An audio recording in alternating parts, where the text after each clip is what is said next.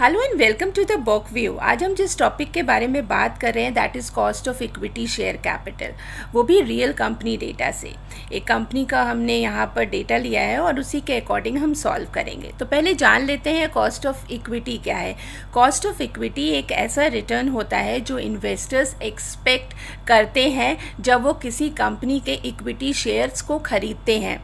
मतलब ये एक तरह से रिक्वायर्ड रिटर्न है जिसे हम रिक्वायर्ड रिटर्न कहते हैं, जो इन्वेस्टर्स को मिलना चाहिए, तभी वो पैसा लगाएंगे।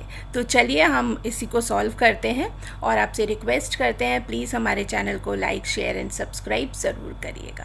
तो हम पहले नोट कर लेते हैं। तो गिवन डेटा है हमारे पास। फर्स्ट है average dividend for last 5 years given है 21%। ठीक है। ग्रोथ इन अर्निंग्स है, ये दिया हुआ है हमारे पास 3% पर एनम। ठीक है। थर्ड हमें दिया हुआ है market price of 1 equity share is ₹105। ठीक है, ये हमें डिटेल्स दे रखी हैं। अब हमें कैलकुलेट क्या करना है, कैलकुलेट करना है कॉस्ट ऑफ इक्विटी को। ठीक है, तो कॉस्ट ऑफ इक्विटी क्या है, दैट इज़ रिप्रेजेंटेड बाय, जिसको हम रिप्रेजेंट करते हैं KE से। ठीक है। अब KE का फॉर्मूला क्या है, पहले हम फॉर्मूला देख लेते हैं। KE यानी कॉस्ट ऑफ इक्विटी का फॉर्मूला है D1 डिवाइडेड बाय PO। ठीक है, एंड प्लस G। अब यहाँ पे G क्या है, G is your growth rate. ठीक है। P क्या दिया हुआ है, that is your expected dividend. Expected dividend है यानी कि नेक्स्ट ईयर का है। ठीक है। और P को क्या कहते हैं, that is your current market price. ठीक है, मतलब हमें ये 3 वैल्यूज़ चाहिए। अब इन 3 वैल्यूज़ के लिए हमें ये देखना है कि हम सबसे पहले D1 निकाल लें।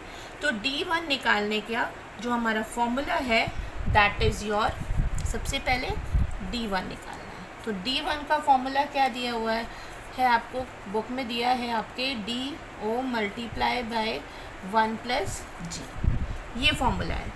ठीक है। तो हमें पहले D0 निकालना होगा, मतलब करेंट डिविडेंड निकालना होगा।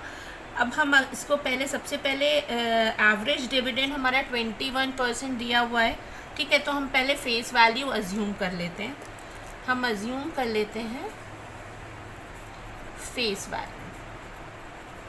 ठीक है, हमारा स्टैंडर्ड होता है 100, तो हम 100 ही अज्यूम कर लेंगे। अगर मेंशन है देन इट्स फाइन, अदरवाइज हम ये स्टैंडर्ड वैल्यू ही लेंगे, दैट इज़ 100। ठीक है। तो करंट डिविडेंड हमारा क्या हो गया, करंट डिविडेंड हो गया हमारा 21, क्योंकि यहाँ पे 21% था। ठीक है। अब हम क्या करेंगे, अब हम एक्सपेक्टेड डिविडेंड निकाल लेना है। तो D0 हमारे पास आ गया। ठीक है, दैट इज़ योर 21, ये वैल्यू। ठीक है।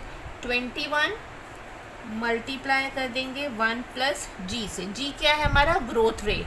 क्वेश्चन में दिया है ग्रोथ इन अर्निंग्स 3%, तो हम परसेंटेज को कन्वर्ट कर लेंगे तो ये आ जाएगा 0.03, ये वैल्यू आ जाएगी 0.03, इसकी वैल्यू आ गई। अब इसे सॉल्व कर लीजिए, पहले इस ब्रैकेट को सॉल्व करिए। 1 प्लस 0.03 कर लेंगे तो इसकी वैल्यू आ जाएगी हमारी 1.03। ठीक है, 21 था तो हम इसमें 21 मल्टीप्लाई कर लेते हैं तो वैल्यू आ जाएगी 21.63। ये आपका आ गया D1।